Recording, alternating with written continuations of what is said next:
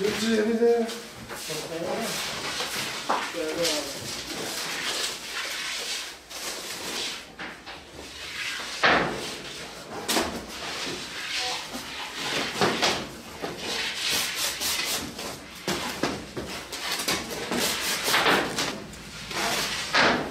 Salma.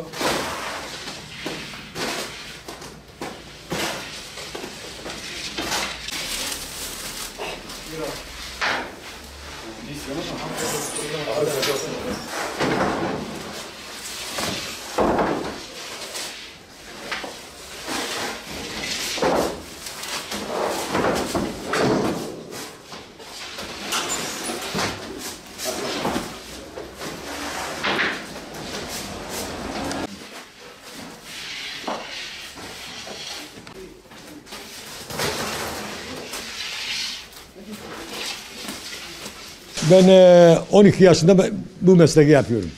62'de Bismillah'dan buraya gelmişim.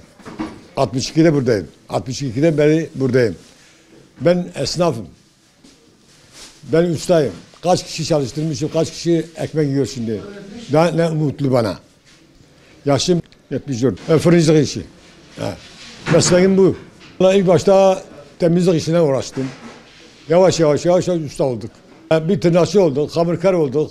Pişirici olduk.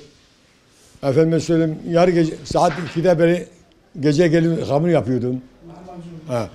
Lahmacun yapıyordum, pide yapıyordum. Şimdi 11 çocuğum var. İki evliyim. Bir tanesi vefat etti, bir tanesi yeni getirmişim. 3-4 yaşından başla 8-9'a kadar. 4 çocuğum var ayrı. Şimdi ara sıra fırında çalışıyorum. Ara sıra Kadir Usta bana ekmek veriyor bedava. Yaşım geçmiş, bir yaşlı maaşı alıyorum. Ara sıra gelip Kadir Usta beni çalıştırıyor. Arkadaşlarım var, bazıları İzmir'dedir, bazıları Antalya'dadılar, bazıları vefat ettiler. Evet. Mesela işte hem şef radbun, hem saat nehar radbun, ben iş başladık. Hatta biz 4 torba metavetin, 24 torba atıyorduk. O zaman fırın azdı Batman'da. Bir Lazlar vardı, bir Diyarbakırlar vardı, bir de Siirtler vardı. Şu anda hepsi yetişmişler. Her tarafta bakıyorsa fırın. Çok fark var. Eskiden zam yoktu. Şimdi zam çok. Bunlar bağlaşıyor.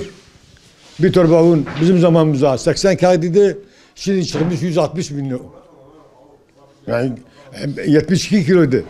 Şimdi 50 kilodur. Maya 30 kağıda alıyorduk, şimdi 130 olmuş.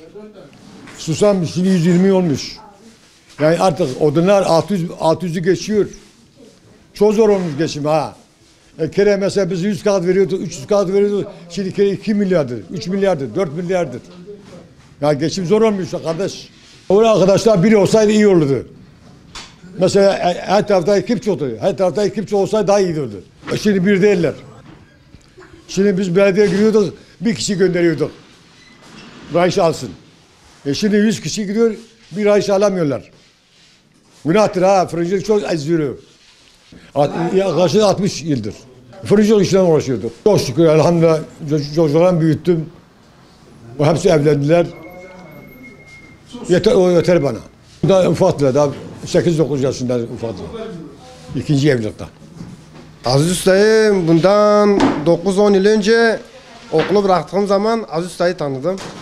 Nasıl yani tanıdım derken öyle yolda yürüyordum. Fırın işini yapıyorum, ekmek almaya gidecektim. Bana dedi ki gel yanımızda çalış. Yani onun sayesinde Allah razı olsun Aziz Bal'dan. Ondan şu an buradan sesim ona geliyorsa da ne mutlu bana, teşekkür ediyorum ona. Yani ben öyle bir usta yaptı ki çok şükür şimdi ayda 3,5-4 milyar maaş alıyorum. Hamdolsun evliyim. Kendi çocuklarıma bakabiliyorum. Yani bir ekmek yiyorsam o da Aziz Usta'nın sayesinde yiyorum. Allah ondan razı olsun.